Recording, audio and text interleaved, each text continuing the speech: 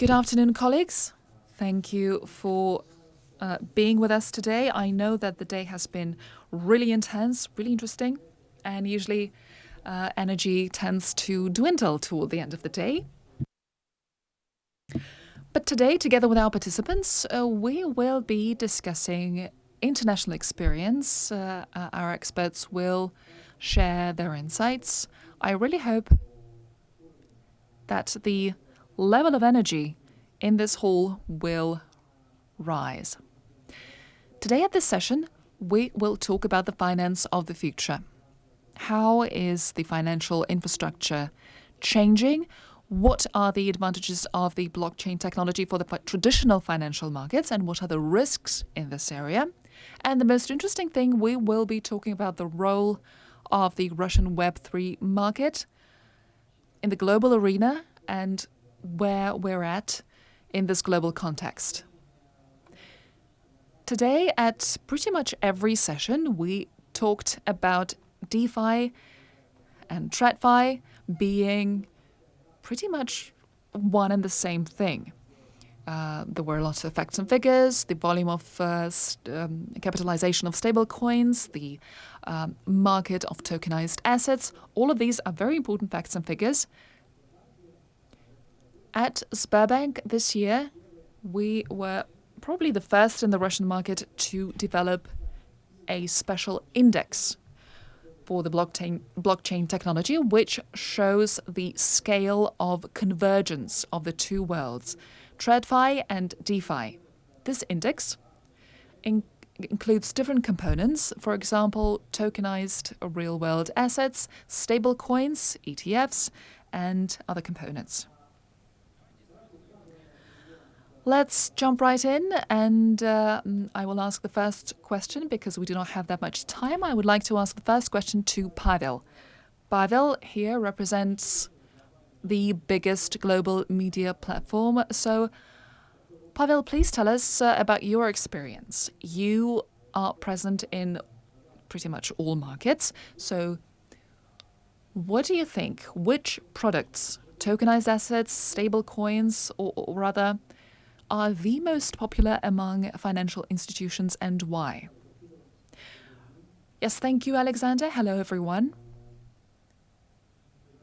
When we talk about traditional financial institutions, we should probably first define the term. Usually we talk about the biggest asset managers, banks, investment banks, entities that concentrate capital from traditional financial systems. And same as any big player in any big market, they follow innovation and they follow their users' needs. For a long time, they have been following the development of the blockchain technology, the development of finance outside the traditional financial system that they were operating in. And for a long time, it was for them a rather small niche market and was not really on their radar of interest. But now they see that this technology is getting more and more use, and they are now facing this innovator dilemma. They either repel this new technology or they try to lead it. As a media company, we like to take a broader view of technological development, and just recently, I'm sure you've heard, Netflix bought Warner Brothers. The relations, we're talking about the relations between the traditional movie-making company, production company, and a company of a new format, streaming company. All traditional institutions, major institutions, are very much concerned about being late to the party and lagging behind innovation, lagging behind in the race. So when they look at technology and ways that they can use it, they primarily look at what their users need. With stablecoins, for instance, many say that we have just lived through the peak of stablecoins, but in fact, many financial institutions have been following the development of stablecoins for a long time now. BlackRock, for instance, manages all of the circle reserves in USDC, meaning the circulation of stablecoin in USDC. All of the reserves are currently managed by the largest asset manager, BlackRock. So they are very deep in it, following stablecoin development for a long time, just because stablecoin has become the most popular product with the deepest penetration rates. Next, they started following the next biggest product, liquidity-wise, treasury securities, treasury bonds. So they thought, okay, people have stable coins, we know how to use them, we understand the customer experience. This is a representation of the US dollar outside the traditional financial system. What next? Where do people and investors go with their dollars? The next biggest liquidity-wise and risk-wise asset, treasury bonds. When investors want some minimal yield on their dollar, they buy treasury bonds in USD or in euro or any other currencies. And so they follow the same paradigm. They follow the user, and they're actively implementing tokenized treasury bonds at the moment. Next, they all started saying that the stock market will follow suit. It is a bit more complicated because regulation there is a bit more complicated. You can't just sell a tokenized share just like that. In many countries, it requires compliance with additional regulations. And it's not about technology, but as I said, it's more about the regulatory framework. But still, everyone is saying that shares will be the next step of penetration of this technology.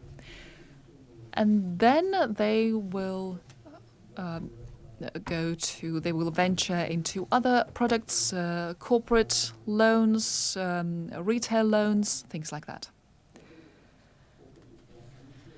But as I said, they primarily look at how this technology is penetrating with the users across the globe. So the first use case was stablecoins, most popular with the users. Next, treasury bonds as the simplest use case. And then they will look at the user experience and how that user experience develops, what the users will find most profitable for them. And they will follow suit. Thank you, Pavel. I would like to continue with the user experience. We have Nicole with us today. She's joining us. She came here from Vietnam. In Vietnam, Nicole's team is actively developing Web3. Many people believe that this technology is designed primarily for users, for people. And so we're very curious to learn, Nicole, how you have been developing Web3 in your country, in your region, Southeast Asia, and what specifically does your company do? Thank you very much, Alexander, and hello to everyone. I hope that you still stay awake at this time, and being the last panel would be a blessing in disguise, because we would definitely be able to share with you more than what is happening in Russia. So what has been happening outside of Russia is actually what we have been focusing our energy and resources so far. So my name is Nicole. I run a Web3 community called APAC DAO, and we are very active in Southeast Asia. So we've been working with some of the top layer ones and foundations like Ripple, Ethereum Foundation, Base, and EigenLayer to help them with go-to-market in Southeast Asia. So this is my second time in Russia, and thanks, Alexander, for bringing me back. I think after 3 years, our conversation has really shifted towards the other side of the table. So I think it's more about the user experience and what is happening with the adoption, I think from multiple angles. For me, within this history of 6 years in crypto and blockchain business, I have seen the discussion revolves around, from speculation, gamify, maybe more like investors, to the current situation where we're talking more about, stablecoin, institutional adoption, and obviously how we can bring more cross-border partnership and how to formulate an ecosystem. Because basically with us or Russia or any other countries in the world, we need to develop as an ecosystem rather than, just a single country or a single vertical. So my observations with what's been happening here is that I've seen a lot of similarities between Russia and my home country, Vietnam, because I think both countries, number one, is a great engineering talent hub. So with Vietnam, we've got roughly 50,000 IT graduates per year. And I'm not sure about Russia, but I'm pretty sure that you are definitely one of the most robust talent hub with blockchain development and coding. The second part, I think, is definitely more about retail focus. So Vietnam alone has 100 million people, and Russia is like 140, if I'm not mistaken. So let's say we put Russia next to Southeast Asia. You guys would be like maybe the top two countries in terms of market. So we have Indonesia, 270 million, also Thailand, 70 million, Vietnam, 100 million. So aggregately, it's 500 million retail users in Southeast Asia. And we are one of the fastest growing and top 3 countries in terms of penetration of crypto. So that would set the stage, for us to think about what kind of ecosystem development that we can look into these adoption. So I would like to echo some of Pavel's point of view. A very big fan of Cointelegraph as well. So we've been talking about stablecoin, RWA, and I obviously think that's the case for a lot of the countries. What I would like to add to the conversation might be a little bit different. As Alexander mentioned, we need to make it more fun and different and engaging. So I think first of all, I would like to present some, let's say, unpopular thoughts. With Southeast Asia, from this morning when Mr. Chairman Hammond talked about some of the, let's say, observations that blockchain is decreasing, blockchain is disappearing. I do agree with him because I think at this point, it's not about the visibility that you need to have when you put blockchain in your pitch or your proposal. It's more about being an abstract layer of technology in the back. People actually don't care if you use blockchain or any other technologies, peer-to-peer, decentralization, as long as it serves the pain point of the products. So in this case, with Southeast Asia, we are talking more about on-chain settlement, but off-chain governance. So this is where I think TradeFi and DeFi are actually coming very close in terms of how we are bringing the decentralization very close to institutional in terms of adoption. So that's number one, what are some of the trends that we are seeing in Southeast Asia? Number two, when we talk about stable coins, I've seen a lot of discussions this morning about, of course, I think retails, USDT being, let's say, the top stable coin in the world. I think when we shift the conversation a little bit and think about stablecoin as a more wholesale payment rails and how we can actually use this as the payment layer for AI agents, because there's no way with traditional rails that you can activate the AI agents with payment at a faster speed, and no way you can achieve real-time payment. And with stablecoin, this actually can happen when we think about an AI agent power ecosystem. And there has been a number of startups in Southeast Asia who is actually doing this. Number three, I don't know, I haven't got really much time in Russia to experience the consumer apps here. But one of the most prevalent consumer DApps or decentralized apps in Southeast Asia has been about payment, cross-border payments. So we have a system that is replacing traditional SWIFT across the border. So now you can use one single app and you can go to Singapore, Thailand, and Vietnam, use the same app to facilitate payment. And I think this is definitely not just a PowerPoint or like an innovation on paper. We're talking about real daily uses and how we can actually facilitate this regional payment system. And this is happening with one of our biggest regional super apps called Grab.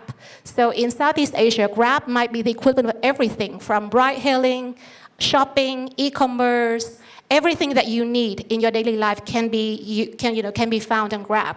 So if you use Grab right now, you can actually buy crypto, use crypto to do payment across different countries as long as it's regulated. And I think that this is definitely one of the more prevalent use cases that we are seeing in Southeast Asia. And I think also definitely one of the last part that I want to add on is that cross-border, as I mentioned, ecosystem here. When we talk about Southeast Asia and Asia right now, it's not just a single country or single vertical. If we want to work with Russia, we also want to bring the whole ecosystem and the whole vertical to you and see how we can actually work with Russia to open the gateway to CIS region or other countries. We don't just look at you as a single market, and it's the same case with Southeast Asia.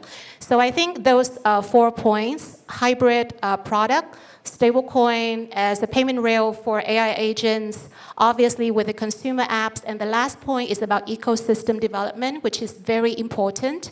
And these are some of the foundations for us to actually have a bigger picture of how crypto is being adopted in Southeast Asia. Thank you, Nicole.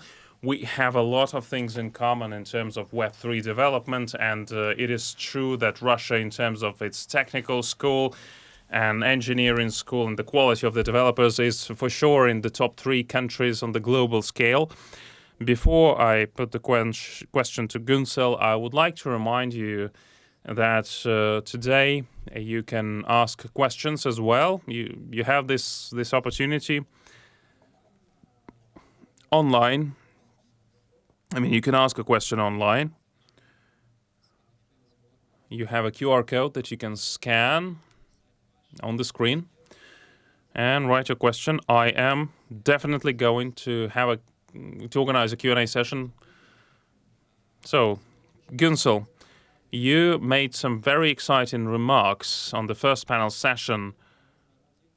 It would be great to build on the topic of bringing closer the traditional finances and DeFi, especially from the perspective of your experience. You have been working for 20 years in a global bank. What do you think? How bankers today, I mean, people working in a bank, what do they think about Web3? What is their attitude? Is it some competitive technology that will take their jobs, or is it a point of growth that would help them to move to a next level? Or maybe it's just yet another IT project. There are like any other project in a bank.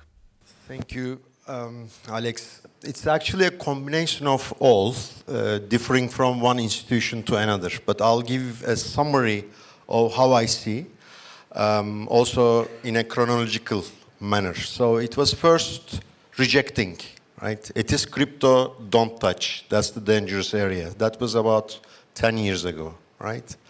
And then resisting, because there were some experimental, some laboratory work, some PowerPoint work that has been produced, but still resistance. And it also is because of a number of reasons. I'll come to that. Then there is curiosity. Oh, there's something happening. Maybe it's better for us to look into this and to get to learn what others are doing, right? And that curiosity part, I think we passed that over after COVID and after the stable coins started coming on board and started eating up the food of the global banks for their cross-border payments. I think that is the turning point where banks started stepping in, financial institutions. So I'm talking about the service provider side, not issuer, not investor, the service provider side. So for banks to be interested in something, either that should be adding a new profit or saving a cost, right? Or saving their business. It's a survival thing. So this one was more of a survival thing because it's not just a new technology that has been introduced. But at the same time, internally, when there is something new coming to the stage, either the product people will be looking at it or the technology people will be looking at it, right?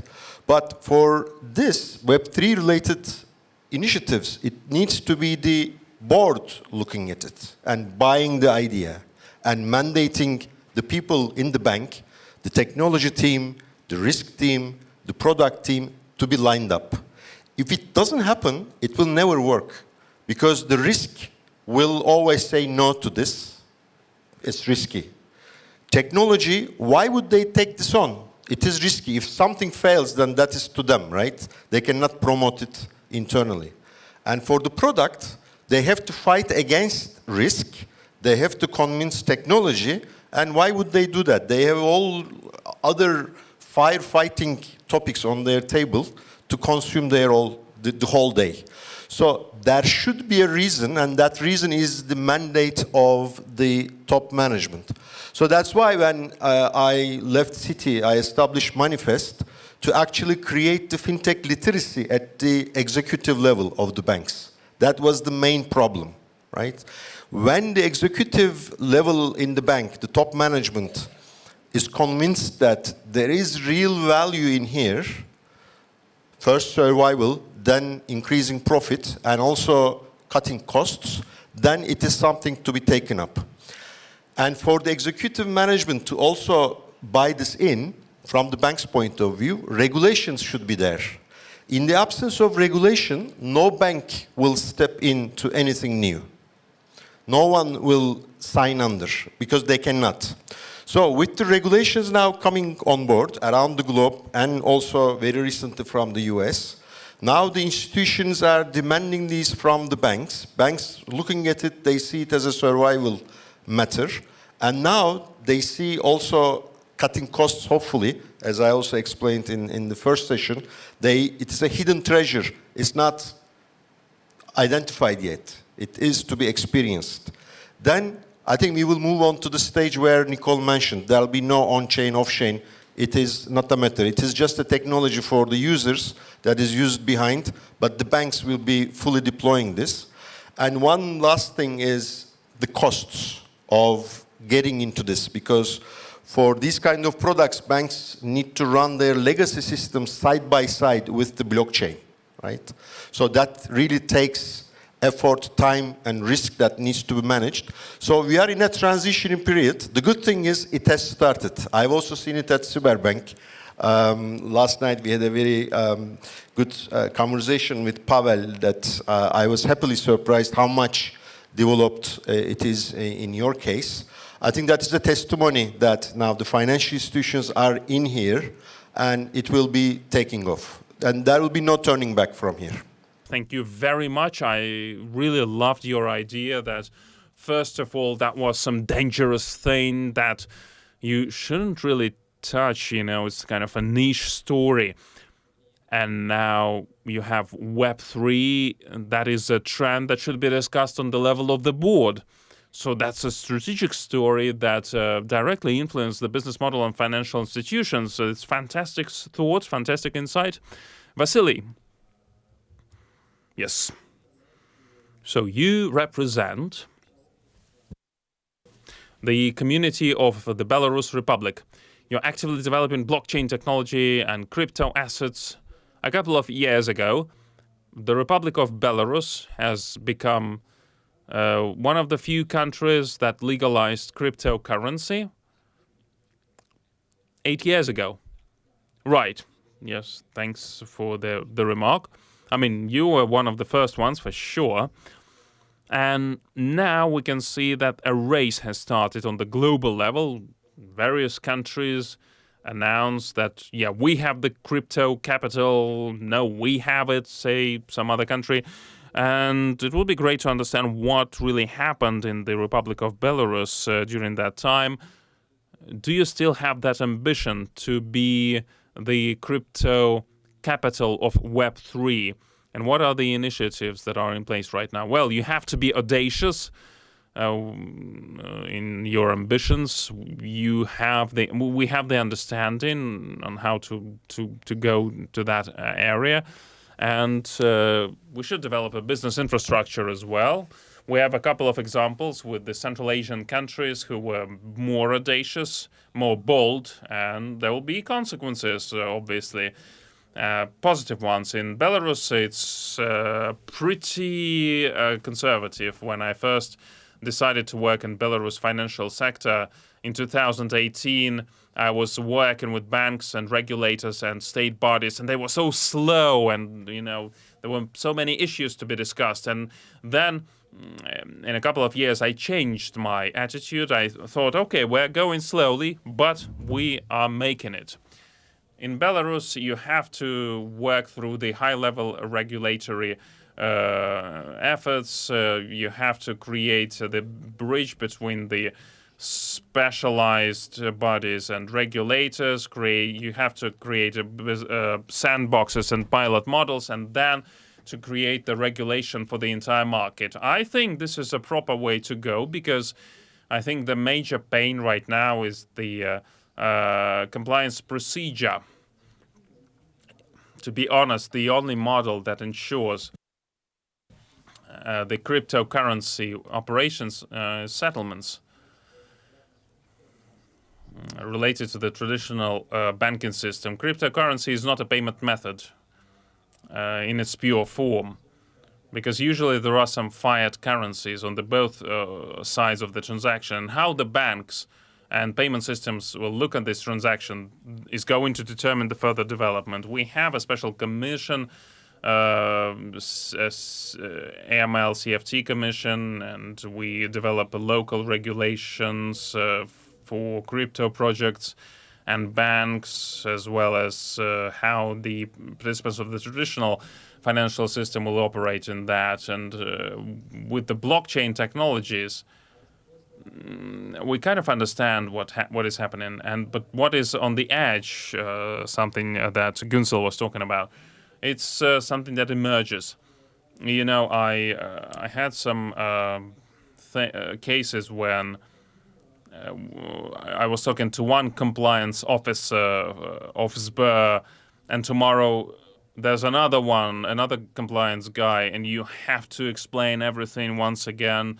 You have to explain the structure of the deal again, and you need to explain what was the source of the financing here and there. So now it's much simpler. At the previous panel session, there was a question: what is the expectation of what is going to happen in Russia? I think it should become more transparent in Russia, because we are developing the regulations for tokens in Belarus. We're working on the essence that will have two licenses: banking license and crypto license. So the second level banks will remain in the traditional business model that is pretty safe, because if you look at the structure of the profit of any bank, the share of the cryptocurrency operations input in the profit is very small, yet the risks are very high. And if the bank is not very cautious, they can lose the license, they can be disconnected from the SWIFT, they can lose the corresponding banking license. And we have made relations with all of our banks and all of our cryptocurrency platforms, but to make sure that, we have it as a autonomous standalone element and a special license that you have to get. We understand that you need to regulate DeFi projects, but it's not going to be a pure DeFi, it's CDeFi. So we say that you can identify users with blockchain using digital ID. You can connect it to the biometric data and put that on the platform, and then they work in DeFi and work within the smart contracts. You can talk about the tokenization of the assets of the real sector of the economy. There are many models that we can describe, but you have to understand where is the business, where's the profit here. So we want to have businesses to operate in Belarus within the law and the regulation. We invite legal experts and the various banks and other players to make sure that our regulation is end-to-end. And I think that next year we will see some new projects in Belarus, and this is our ambition, to become a high-tech capital that works with the DeFi world, and where DeFi works with the traditional financial organization. So I would say that we have a pretty strong foundation. Artyom, you have international experts sitting on either side of yours. What about your company in the Russian market? What are some of the key trends that you observe in our market? What are financial institutions doing in Web3? And what are the projects and initiatives that you would like to highlight? Thank you for the question, and thank you for inviting me here to such a lovely conference. I do have these international experts around me, but I'm not giving up. Well, we're not attacking. Vasily said that 8 years of Belarusian regulation is a long time. I've been working with blockchain and distributed ledgers for almost the same amount of time, since 2017.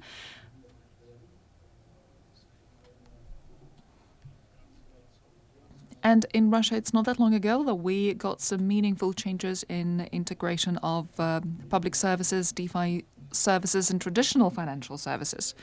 So slow is about us. I would say you're ahead of the schedule. Yes, that's probably the case. You're probably right, but slow but steady, right? We're very happy to see the changes that are occurring right now. The first steps here in Russia were made in 2022 and 23 when we got the first regulations allowing the issuance of digital financial assets. And this was a great driver for diving deeper into DeFi, decentralized instruments. Since then, we were at a point where the Bank of Russia, our favorite Bank of Russia, announced that in 2026 there will be laws passed allowing the integration of DeFi into the traditional financial system. The blockchain market will open access to new entities, new players in the market. The DFA market has been developing rather well, I would say. We have talked about DFA a lot. The market is growing. I won't delve too deep into this. The global practice is fourfold growth in 2 years. The tokenized asset market, tokenized long-term assets, tokenized sovereign debt, and tokenized metals, that is. Same goes for Russia. We have all the same things. And this will be the key trend. This has been one of the key trends until this year. And this year, in 2025, we got new pilots, new experiments that enabled us to bring DFAs into the public area, public chains. We attracted investors that bought our first Russian financial assets for cryptocurrencies. So we have to use financial intermediaries for now, but in 2026, hopefully we will build this interaction chain directly within Russia. And we're all looking forward to the new legislation. We're really eager to see the wording of it, because all of the players in the market are ready to jump in and become crypto exchange offices and crypto depositories, crypto exchanges. Other tools, other instruments will be very popular in our market, I'm sure. Thank you, Artyom. I would like to talk a bit more about the advantages of the technology. Pavel, a question for you. Very often we hear in the media about these hacks and scandals and fraudsters, and it seems like the blockchain technology cannot bring anything other than threats and risks. You have your own partners, institutional partners, and I'm sure you've discussed structural advantages of the blockchain technology. Can you share a few? What are the advantages of the technology that can help financial institutions?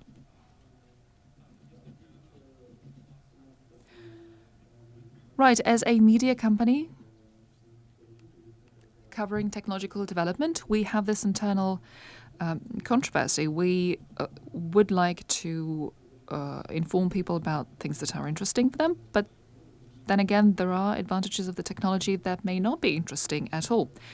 If we were covering the reduction of clearing time for payments between the Bank of Russia and other banks, that doesn't sound very sexy, that doesn't sound very interesting. But when we say this, there are some other advantages of the technology, as genius as it may seem, that might attract more eyeballs. The blockchain technology, interestingly enough, most of its advantages, it seems, are under the hood, are hidden. We can talk about its advantages for payments, the advantages of this technology as an alternative financial system. These advantages are clear, they are obvious to the players in the market. The transaction speed, millions of transactions in a second. You send a payment and it reaches your payee almost instantly. The fragmentation potential of transactions, you can divide them into all kinds of parts. Advantages for B2B relations. We are talking about some single uniform ledger, accessible and understandable to all of the participants in the market. They can trust it in their relations. But all of that seems to be uninteresting to a layman. Scandals and hacking scandals in particular, that's what's meaty and interesting. So we are facing this internal dilemma all the time. Speaking of the main advantages of blockchain in general, industry-wise, for financial systems, I think I briefly covered that, but I would also like to add that we have to write about the uses of blockchain which do not ultimately find any promising vectors for development. Because when people enter the NFT market, everyone is crazy about NFT, we're right about NFT. But once again, as a media company, we have to be skeptical and prudent about it. We have to talk about all of the pros and cons of different use cases. We talked about the tokenization of wine. A lot of money of investors was lost with use cases like that. So to summarize the advantages, a lot of them are under the hood, and people may not really get a sense of these advantages with blockchain. But by and large, as banks get more and more involved in this race with stablecoins, with blockchain, even though the penetration rate is high, still everyone seems to be using fintech and banking apps. But once the actual competition for the users starts, companies offering blockchain-based services willing to take the cost cuts that they get and give it to the user. Can be anything. Cashback, for instance, or something else. So at some point, this advantage that is currently hidden under the hood will have to be revealed to the user. The main job of companies building B2C products is to make it so that the user actually gets access to this value. We do have an example of our own with an interesting headline for you maybe as a media company, and it also has some practical value. Recently at Sber, together with our partners Co-op, and HSE, we developed a protocol, post-quantum circular signature, which reduces the threat of cryptographic hacking. So this is a segue to the next question for Artyom. This whole thing about quantum computers that can hack cryptography and they can hack all of the blockchains. What do you think? Who should be driving this thing? In Russia or abroad? Should it be developers of the protocols? Should it be clients, banks, for instance, or the regulator?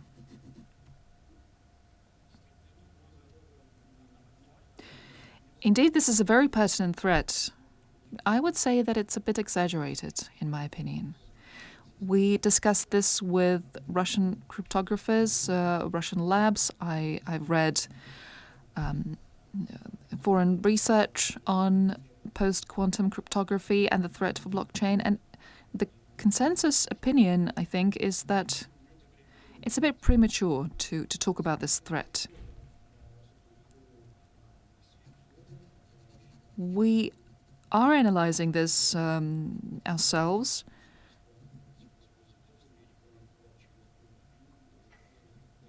And we do support this, the possibility to protect yourself against potential quantum threats. But if we look at the available research,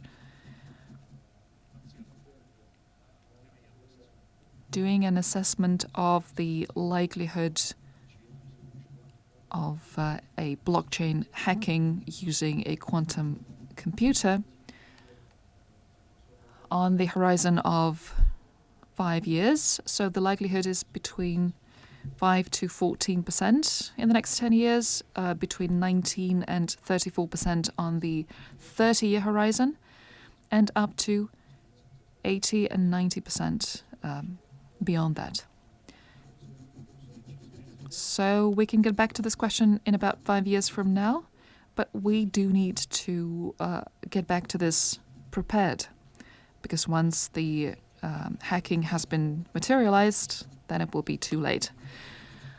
Why is it dangerous? Blockchain does not have rollback on transactions, so all of the wallets are transparent, and if you have a wallet with 1,000 bitcoins,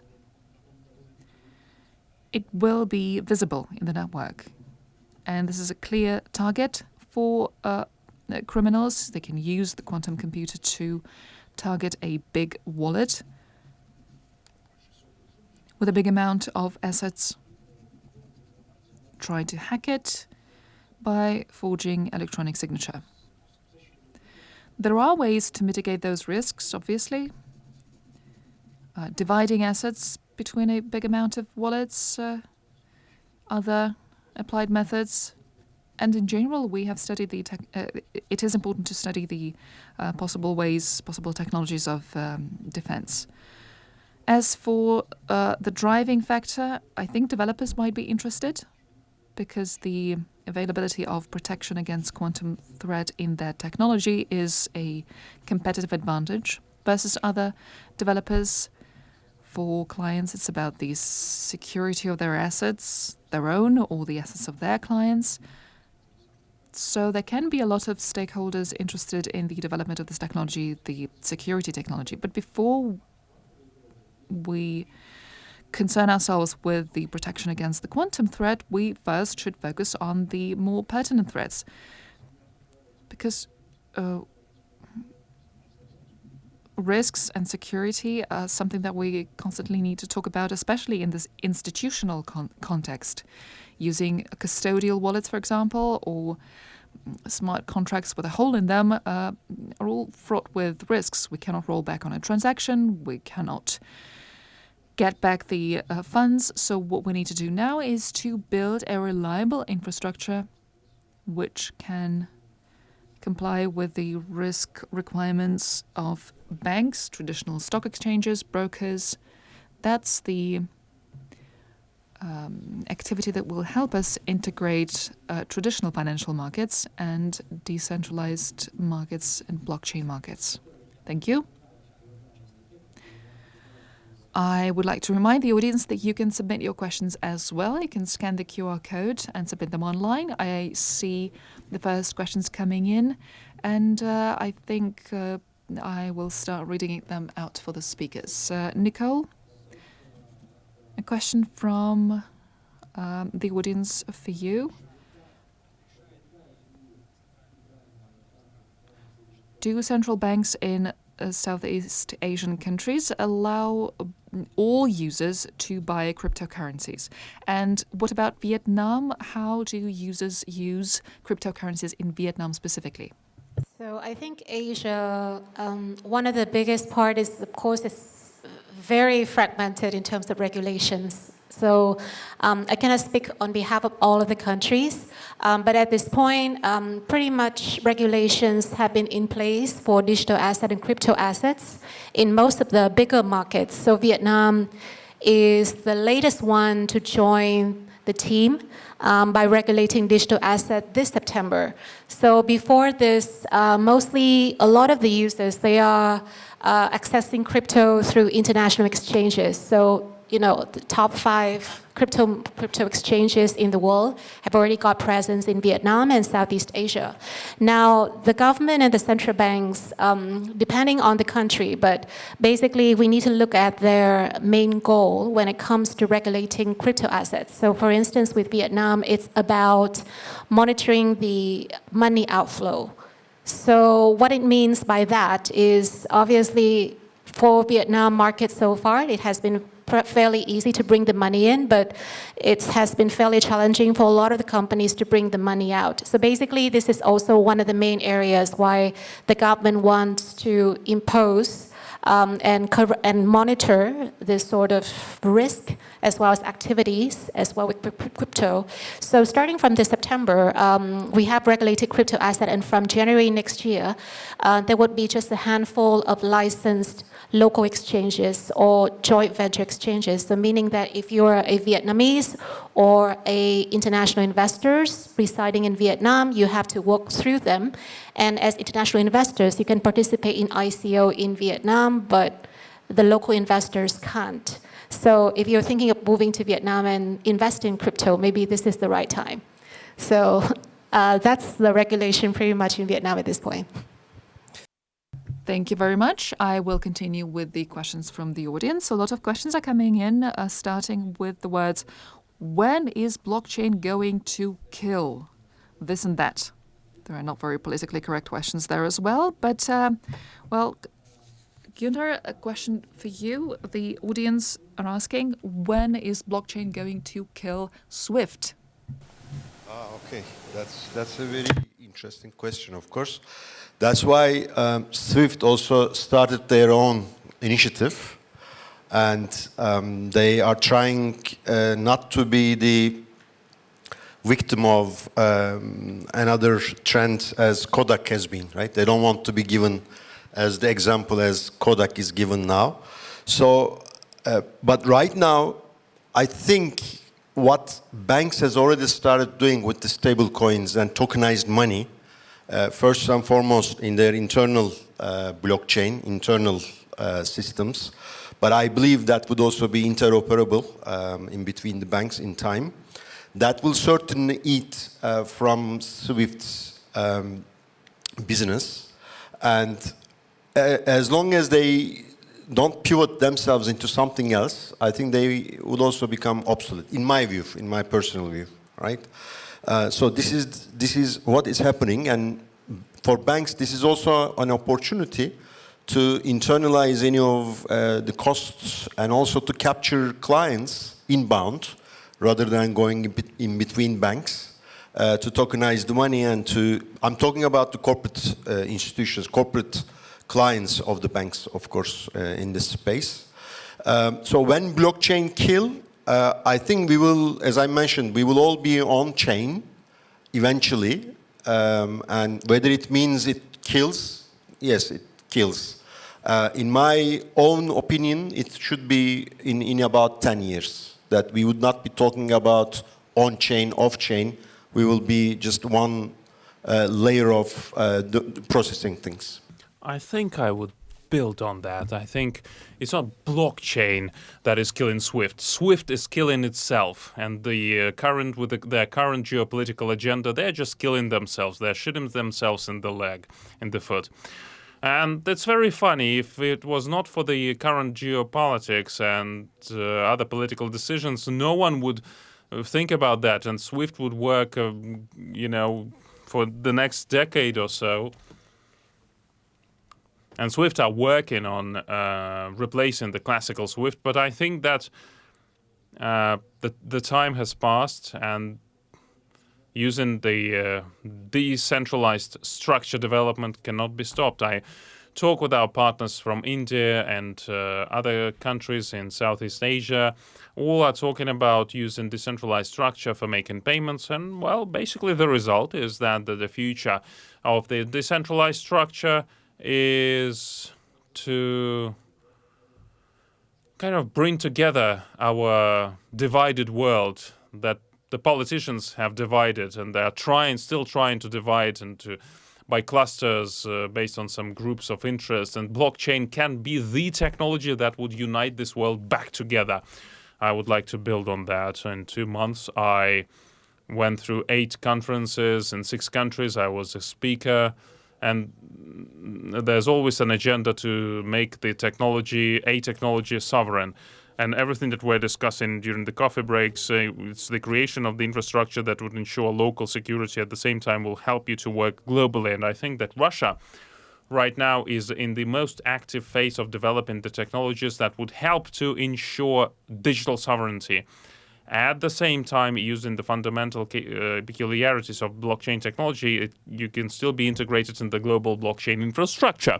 And I think that given the fact that the world is being destabilized in a major way, unfortunately, other countries will have to go along the same path as Russia.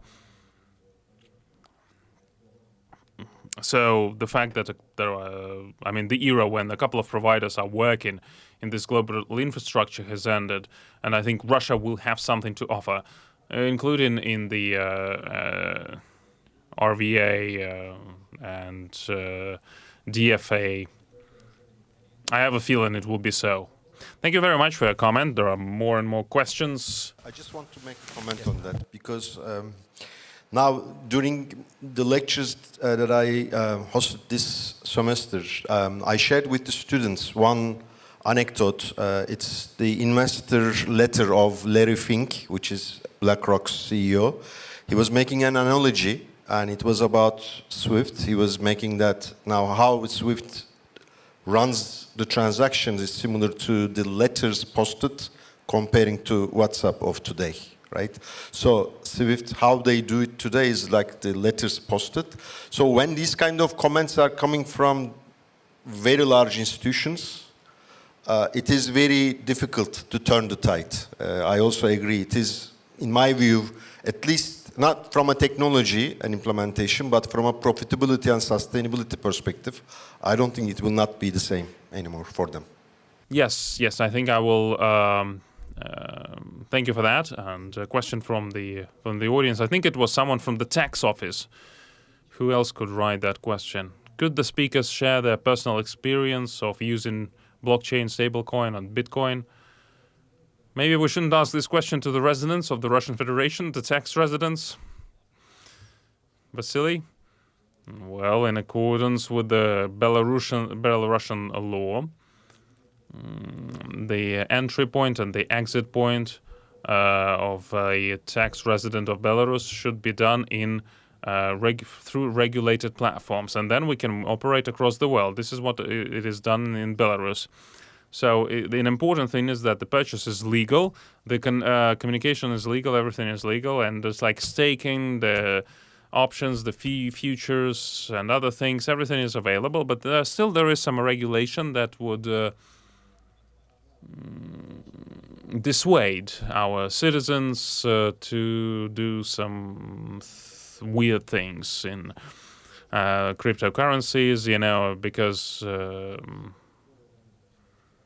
there were some stories when there were dollars put in the cryptocurrencies through some grandmas, and I mean, obviously these were scammers. And anyway, I mean, we are working on that. We have a lot of cryptocurrency assets. There's account, KYC, KYT. You need to confirm the source of your amount if it's a big amount. So. Right, I think I've answered my question, your question. Yeah, thank you very much. We have to wrap up, but maybe like a very quick blitz question. I will ask the question to every speaker. The same question. What do you think in the next 2-3 years, what will drive the development of Web3? First option, first answer, regulator will drive that development. Second, institutional players. And the third option, retail. 3 options, 3 answers. Okay, let's start with you, Pavel. What do you think? I think regulators. If I have 5 more seconds, I would say that we can see how a regulator can change the structure of the movement of this industry in like 6 months. They can make a U-turn and change everything. Okay, regulator. Nicole? I chose number 2 because I think institutions are like the joints between regulators and the community, and they would be the main driver for adoption, especially in Asia. Okay, institutional players. Okay, thank you. Artyom, I do agree with Nicole fully. 2025 is the year of institutionalization of blockchain, and all the changes, all the development that is happening right now is related to this trend. If we talk about our region, SOC, BRICS, SIS, I would say regulator. I'm involved in a number of processes, so institutional players will have to follow the rules of the local regulators. And for me, this is the determining factor, the regulator. Gunsel, what do you think? Well, without the regulations in place, there is no institutional adoption. That is clear. But the regulators cannot also be the innovators, right? The innovation should come from the institutional side, and institutions should push the regulators, should talk with regulators, should work with regulators to educate each other and implement. But without regulation, it will not happen. Without the institutions being innovative, it will not happen either. Right, so the regulation of the institutional players, I think this is what you support, and that means that we have a draw. Well, I think that the community drives the most innovative ideas. These DeFi players put in the agenda, right in the agenda. Yes, I think it's a great idea to wrap up our session, in saying that the end customers, the community will determine the agenda of the Web3 development of the financial market. So clients, partners, everything is in your hands. Let's thank our great panelists. Thank you very much for your input.